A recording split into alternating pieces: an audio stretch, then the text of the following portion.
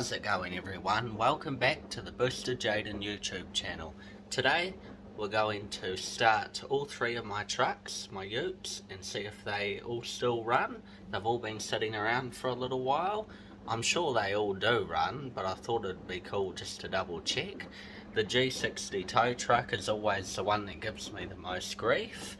I'm sure it will today, but there's only one way to find out. Let's get into it.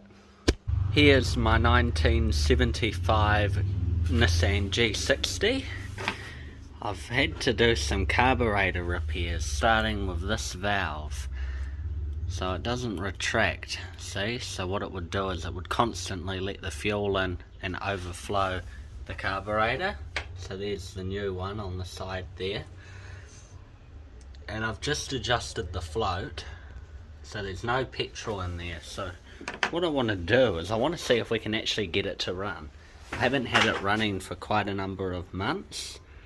There is fuel in the little fuel filter on the side here. I'll show it to you.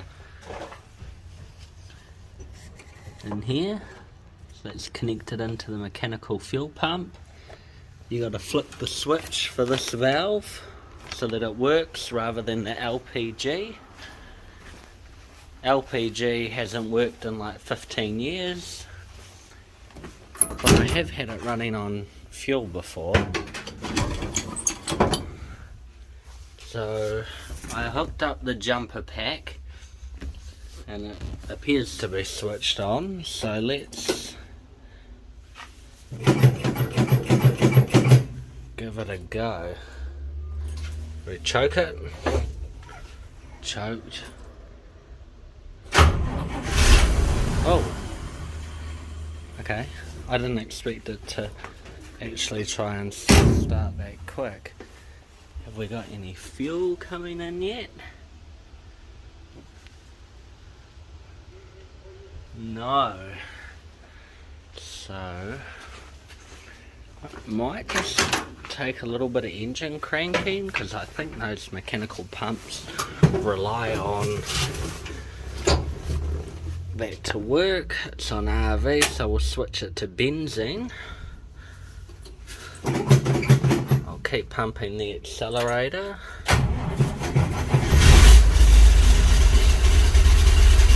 Oh wow. Okay, I didn't expect it to actually fire up so soon.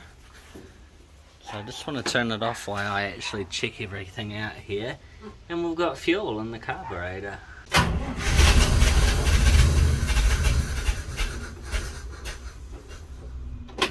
Okay, maybe not.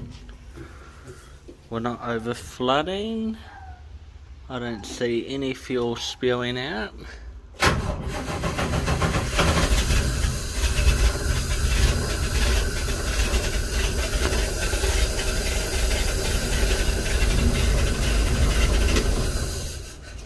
She doesn't sound the best, does she? Normally, to be honest, it just fires up and runs smooth the times I have had it running. And I've now got a half a carburetor full, which is a lot more than what it was doing beforehand. Okay, I might just sit in it. And we'll just give it some revs and stuff and see if that makes any difference. There's no fuel leaking.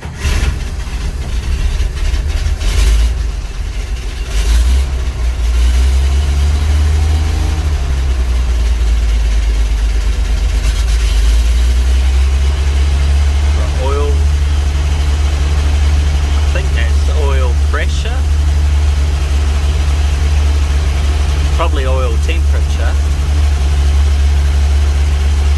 Wow, it actually runs. I didn't expect that.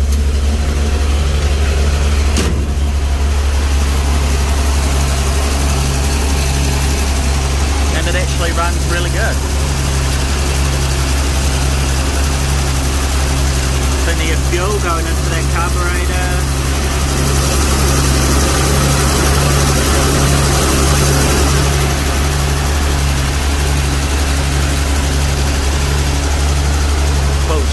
smoky as anything.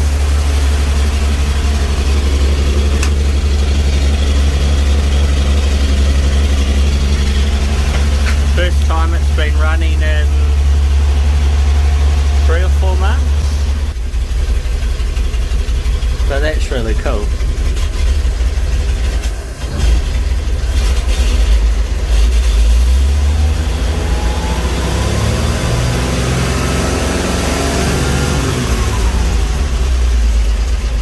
Revs up okay.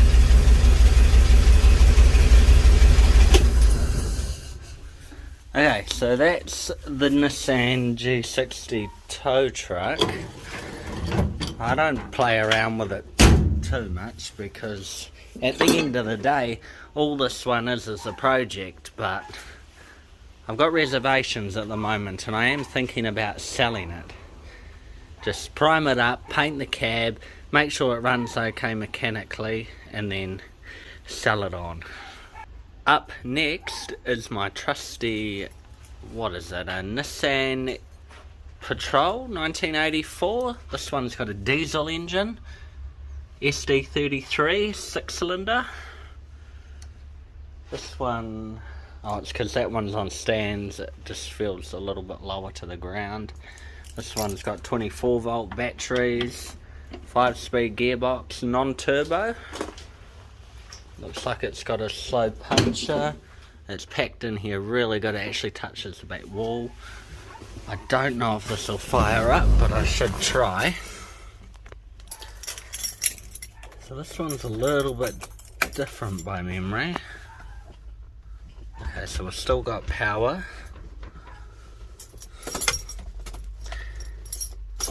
A good thing about this one is that it has one of those battery kill switches, so it won't constantly drain the battery. Let's see if it starts. Oh wow. I was sure that this one would have an issue because it had been sitting for a long time.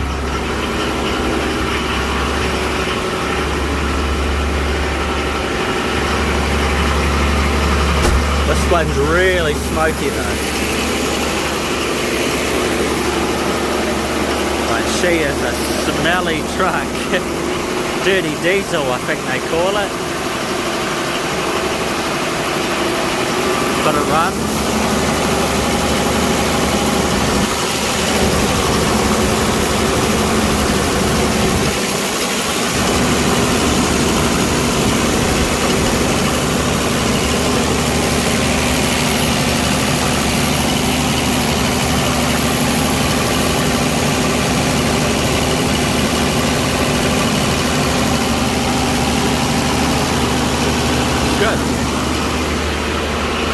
So we know that both of these two run. And now we've got to see if old man Tom Wilson's one will run. Give me a minute to let this warm up and we'll see how it's doing. While we let the Patrol warm up a little bit, because it's a diesel and I should let it run for a little bit, let's see if this one starts. And this one was my cheap, dirt cheap Nissan Navara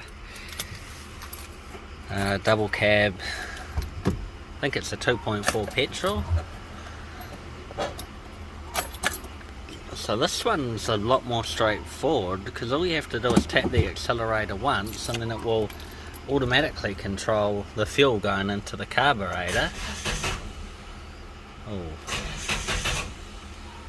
maybe not.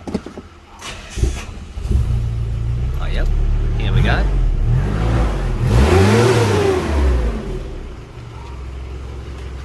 So this one runs too. So all of these vehicles, this one's been sitting for about, in total, about 2 years. I've had it running for one short trip, maybe 5 or 6 Ks, and that's pretty much it. It's just sat there ever since. TM under here, she'll be going off for her clutch shortly. The G60, we know that that runs. And then the Patrol, this one runs, I think, really good.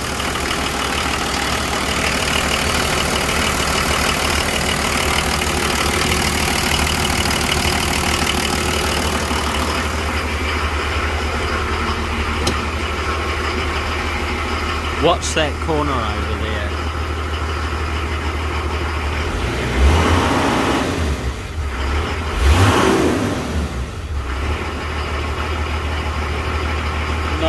leaky as I thought, but still a little bit. Runs good. And this is my only road legal one out of all of the utes, to be fair. This one's awesome, eh? You just put the clutch in, goes into all of its gears. It's got the handbrake, which I quite like, rather than the pull-out one. 4-wheel drive. Everything looks good on the gauge cluster. It's got like an RPM gauge.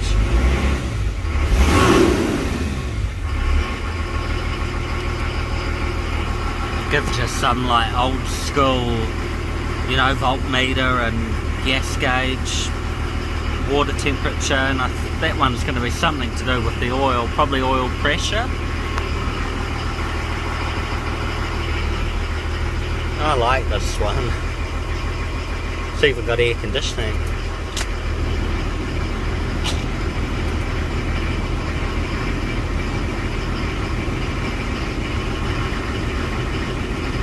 Yeah, wow.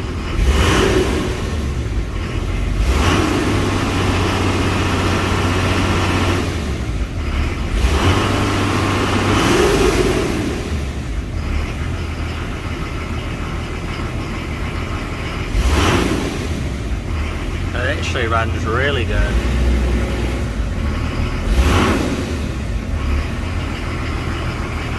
Wonder if it'll start back up if I turn it off without any, you know, additional foot movements.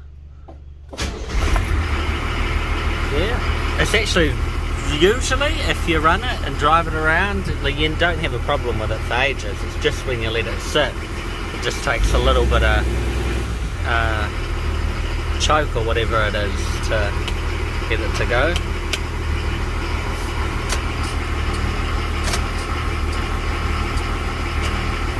Everything works. This one's due for an inspection shortly, so I need to get onto that. And a service, and a rego, and insurance is due for renewal, which is nice. I think I've only done about 100 and... I'd have to check the last waft sheet, but I think it's done about 46-ish Ks, not many. Like 1 or 2 trips into Wellington City from Lower Hutt, not much. It's just here when I need it. Okay, one more time just because I do love a diesel. Yeah, no problems. Just like it always does. This one is running really nice too. Very quiet for a petrol engine. Shakes a little bit, but as soon as you tap the accelerator, it's like dead smooth. You don't even notice it in the cab. This one's got really high Ks on it, like 406.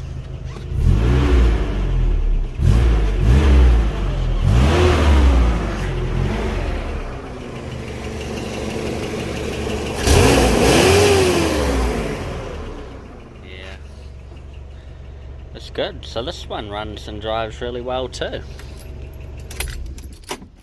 Good to know that all of my fleet actually do start and run. I don't need to start the Swift.